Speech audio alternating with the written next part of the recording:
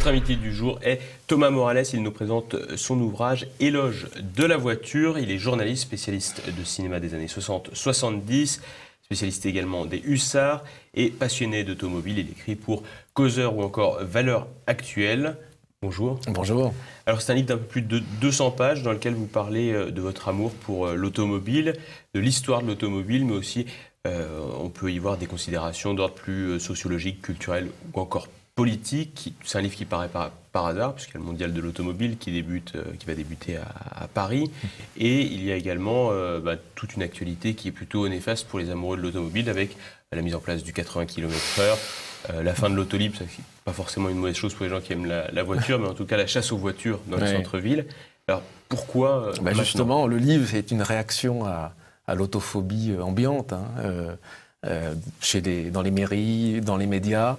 Et moi, je souhaitais faire un livre nostalgique, avec une veine un peu pamphlétaire, et remettre l'automobile au centre de la société et dire aux nouvelles générations que l'automobile, ce n'est pas si sale que ça. Voilà, c'est un moyen de plaisir, également un objet qui a été étudié par le monde du spectacle, les écrivains, les architectes, le cinéma, la littérature. L'automobile a imprégné les 30 Glorieuses et aujourd'hui, ce lien-là a disparu. Alors il y a un chapitre qu'a peut-être apprécié le locataire actuel de l'Élysée, qui s'appelle « J'aime les vieilles ». Alors il y a des petits relents de réaction quand même. On est un peu dans le c'était mieux avant quand même. Oui, c'était mieux avant. Moi, je déplore un peu la production automobile actuelle, qui manque de style. À mon avis, on a perdu beaucoup en identité. Voilà. Dans les années 60, chaque constructeur avait sa propre identité. Si on prend l'exemple de Citroën, l'acheteur d'une Citroën DS, le DS est sorti en 1955, n'est pas le même que l'acheteur d'une Peugeot 404. C'est deux façons d'appréhender, de voir l'automobile, deux acheteurs qui ne partagent même pas le même esprit. Cette diversité, cette pluralité, on cherche beaucoup dans notre société la pluralité, elle a disparu au profit d'une voiture standardisée. Alors celle que vous aimez particulièrement pas, c'est le SUV, le monospace aussi, mais le SUV. Oui. Pourquoi le SUV ? Le SUV, c'est une voiture qui est trop grosse, trop lourde, qui est un peu à l'image de la société, un peu trop fade. Voilà, c'est une voiture familiale, fourre-tout. Voilà. Elle manque d'expression stylistique, comme disent les designers. Et je préfère au monospace toute la variété des carrosseries. Une berline, un coupé, un cabriolet, un utilitaire. Je vais vous parler de l'identité. Regardez les utilitaires. C'est un domaine il y avait un foisonnement créatif dans le secteur des utilitaires dans les années 60-70. Un Citroën Type H. C15. Voilà. Alors, un peu avant, un Citroën Type H, vous voyez, avec sa tôle ondulée, n'avait rien à voir avec une Renault Estafette. Alors, notre œil a perdu cet attrait-là pour une voiture plus commune, tout simplement plus commune, répondant certainement aux exigences de sécurité ou aux exigences environnementales. Alors justement, est-ce que c'est uniquement ces exigences qui font qu'il y a un désamour de l'automobile chez les élus, parce qu'on voit de nombreux politiques, notamment à Paris, où c'est l'exemple le plus frappant, qui font la guerre à l'automobile. Oui, alors je crois que la guerre à l'automobile, elle est mondiale, notamment dans les grandes mégalopoles, dans tous les centres urbains, elle tend à disparaître. Mais je pense aussi, quand je vous parle de cette diversité, c'est lié aussi à son impact culturel. En France, particulièrement, l'automobile a été snobée par les élites culturelles. Depuis une vingtaine d'années, ce n'est pas un sujet de recherche. Par exemple, à l'université, très peu d'universitaires se servent de l'automobile comme un marqueur sociologique, identitaire. Si vous prenez par exemple les différentes carrosseries au fil des années, vous voyez qu'ils sont corrélés à la société. Dans les années 50, ce sont des formes très arrondies, des formes voluptueuses. Vous voyez les grosses américaines Cadillac des années 50, des formes protubérantes, quasiment pin-up. Puis au fil des années, en 1960, les lignes deviennent plus tendues. C'est lié à la société qui se tend. avec des ailerons, avec aussi une inspiration futuriste. C'est l'époque de la guerre de l'espace. Et puis on va arriver aux années 80 où c'est la voiture réduite. Elle a des dimensions plus contenues. C'est la voiture mondiale. On partage les mêmes éléments, un châssis commun. Et puis là, on est arrivé presque au bout avec le SUV. Voilà, voiture fourre-tout, sans aucune aspérité, sans aucun intérêt. Et ça, je le déplore. Mais pourtant, il y a quand même des bonnes nouvelles dans l'automobile. Renault qui récemment a ressorti l'Alpine. Oui. Alors voilà, les légendes ne meurent jamais, les héros ne meurent jamais. C'est un nom de votre chapitre. Voilà, oui, parce qu'il y a certaines marques qui ont, heureusement, qui ont continué. C'est le cas de Porsche avec sa 911, Volkswagen avec sa coccinelle. Fiat avec sa 500 qui a fait renaître cette très belle petite citadine italienne. Et Alpine, bon, c'est une idée fantastique. C'est un petit marché.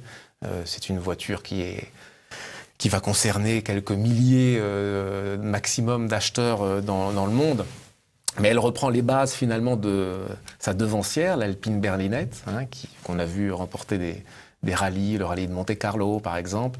C'est une voiture légère. Voilà. C'est le retour de la légèreté. Je suis toujours un grand fan de la légèreté.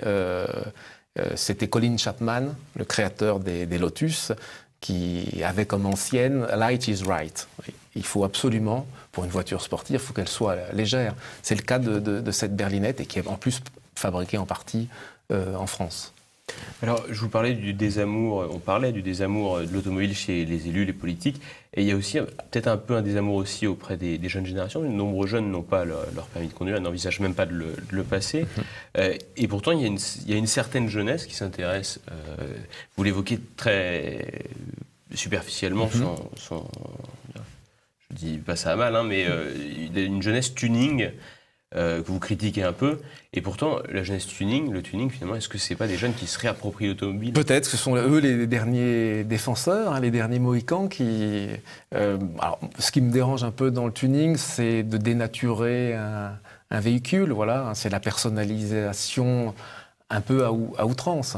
Mais c'est normal que les jeunes générations ne s'intéressent plus à l'automobile. Il y a une homogénéisation dans la rue, le paysage c'est standardisé, et puis on ne vend plus une voiture, on ne sommes plus dans les 30 glorieuses, voilà. La voiture ne fait plus rêver, vous regardez dans les publicités, elle se vend comme une mensualité de téléphone ou de box. Elle disparaît même à l'écran dans certaines publicités. On voit au bout de 20 secondes, ah oui, c'était une publicité automobile.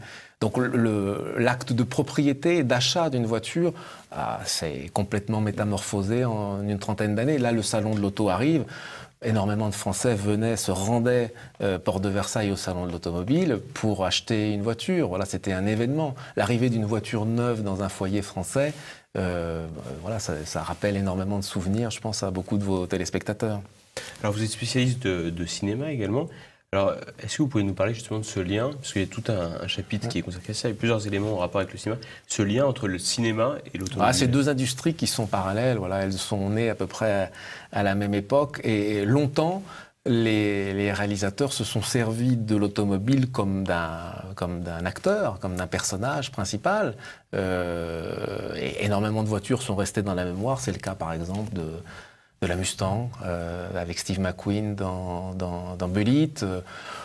C'est le cas de la Cadillac dans le Cornio. On a énormément de références et c'est pour ça que j'apprécie beaucoup les années 60. C'est aussi bien le cinéma populaire, les comédies de Gérard Houry, les films policiers d'Henri Verneuil, que le cinéma d'auteur, la nouvelle vague, Godard, Truffaut, ont utilisé la voiture. Vous voyez, vous pouvez aussi bien voir une 404 dans Les Tontons Flingueurs, c'est le début des Tontons Flingueurs.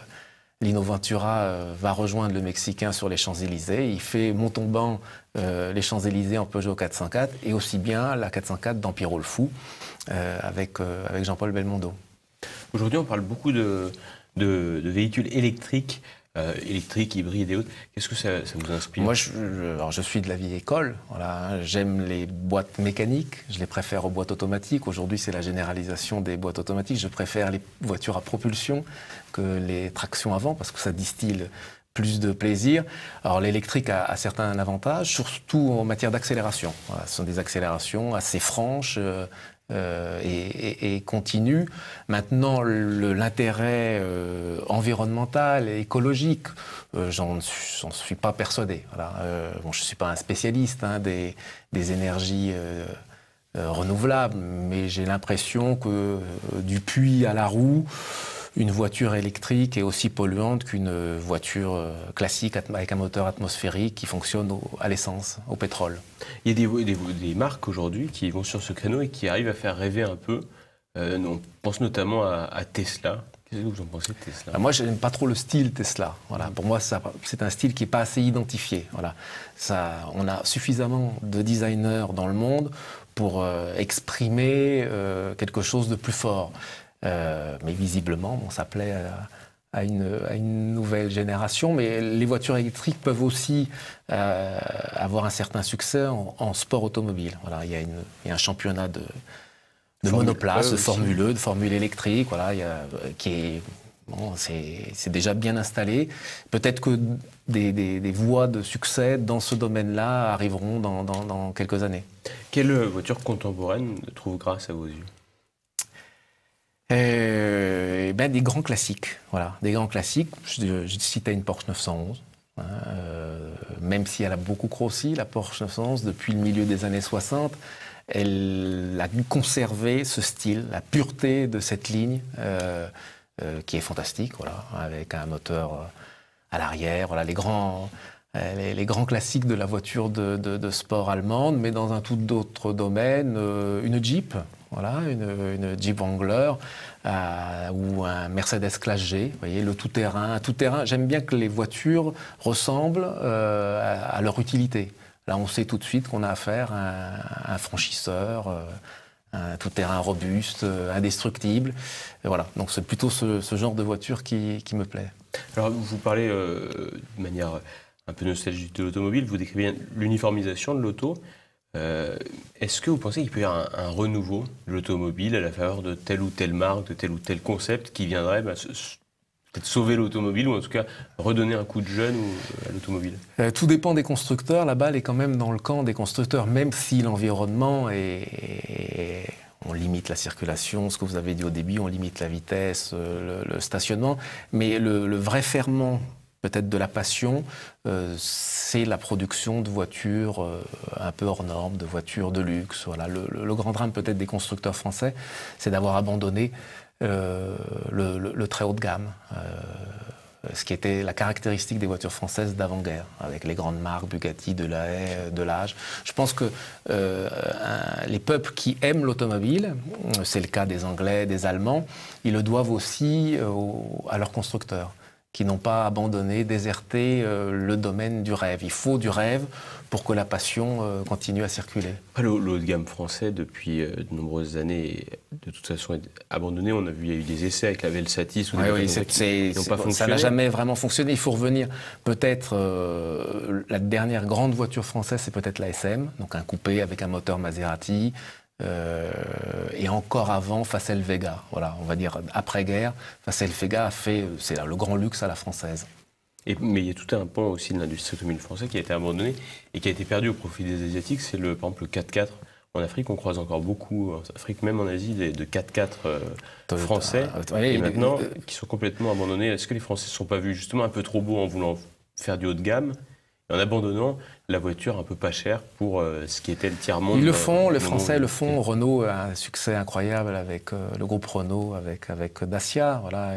Ils ont quand même eu l'intelligence de se dire que le marché était un peu polarisé d'un côté vers le low cost, donc une voiture accessible, et puis le premium. Voilà. Alors c'est peut-être l'entre-deux qui est un peu plus déserté. Et dans cet entre-deux, c'était le paysage automobile classique. Voilà. Donc on a perdu de berlines françaises.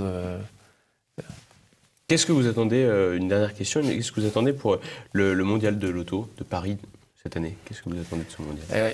Alors, le mondial de l'auto, évidemment, j'irai. Hein, c'est mon métier. Et je sais qu'une exposition a lieu dans le mondial de l'auto, qui est une exposition sur les routes mythiques, où l'automobile de collection aura une grande part, parce qu'il y aura une cinquantaine, une soixantaine de voitures qui seront exposées. Donc j'aurai plaisir à aller au Mondial de l'automobile, évidemment pour voir quelques nouveautés, mais surtout pour voir ces voitures de l'âge d'or auto. Merci Monsieur Morales. Je répète, c'est Éloge de la voiture, défense d'une espèce en voie de disparition aux éditions du Rocher.